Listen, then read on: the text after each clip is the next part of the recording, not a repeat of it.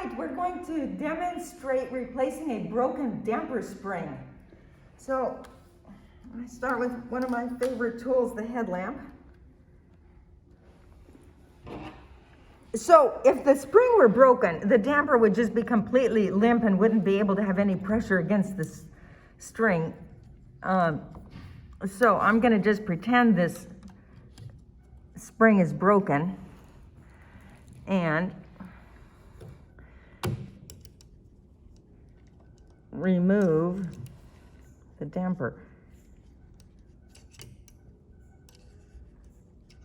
Sometimes you can actually see the screw more easily if you look through the hammer assembly, and sometimes you can just see the screw just fine looking straight down.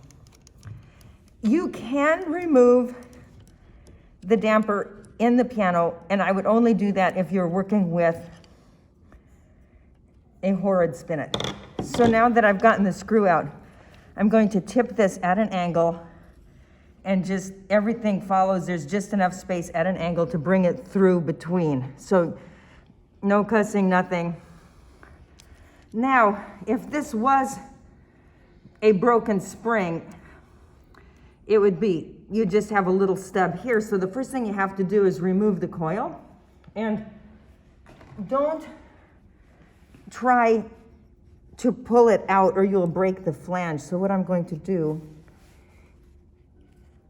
is cut the cord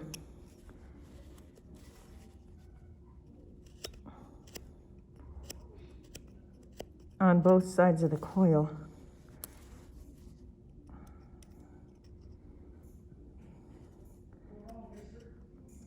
Not cutting towards me.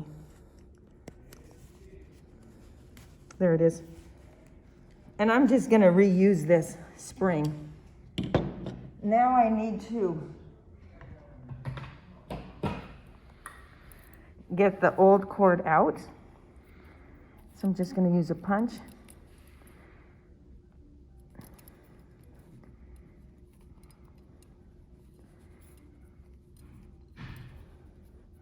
I had tweezers at the ready, but I didn't need them. So, in order to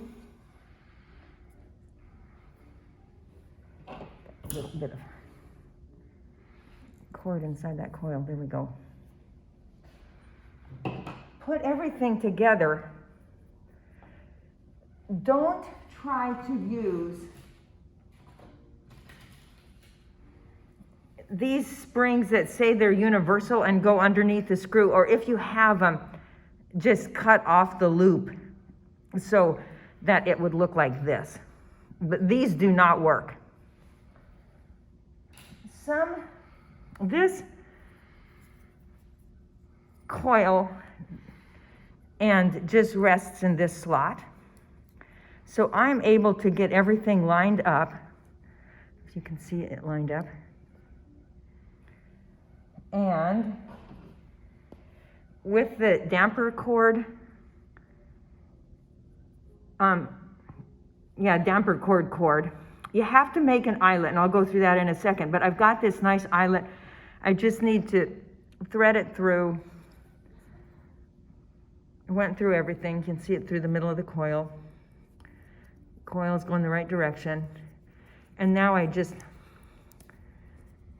support the flange, pull this through.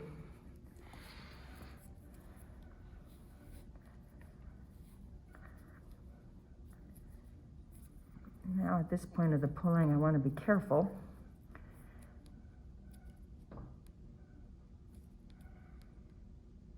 There we go, pull that to just flush. And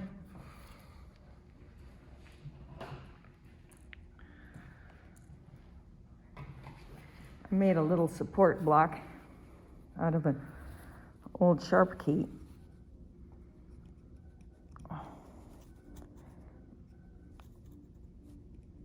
I'll trim that flush.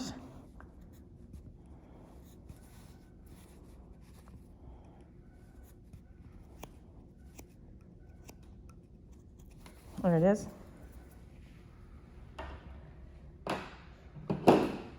And I'll come back at the end of this video and show you how I made this eyelet. Now, for a lot of people, this is the challenging part, is getting the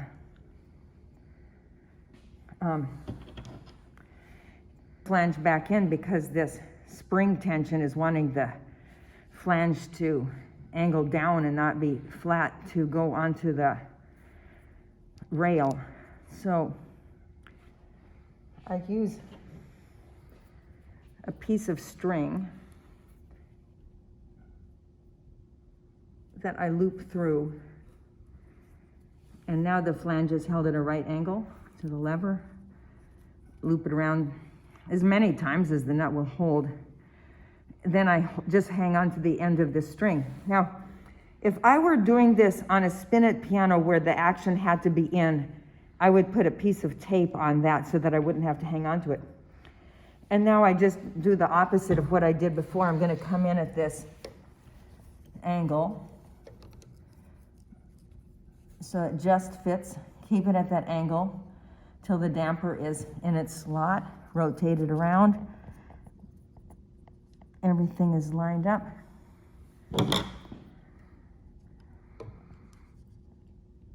I get the screw started just a turn. Undo the string.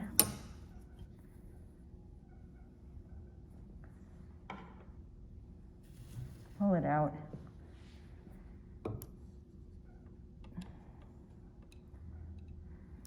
Go backwards, make sure you're not counter-threaded. And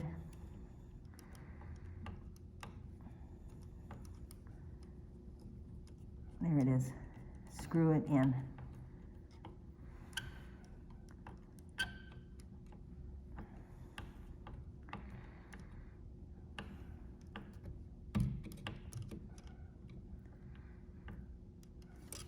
Done. So, making the eyelet. Your cord is going to come like this. So you grab the inner and pull the sheath back, an inch or so. Cut off the core.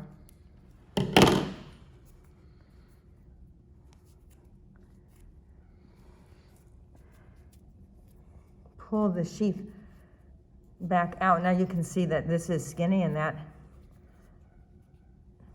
Then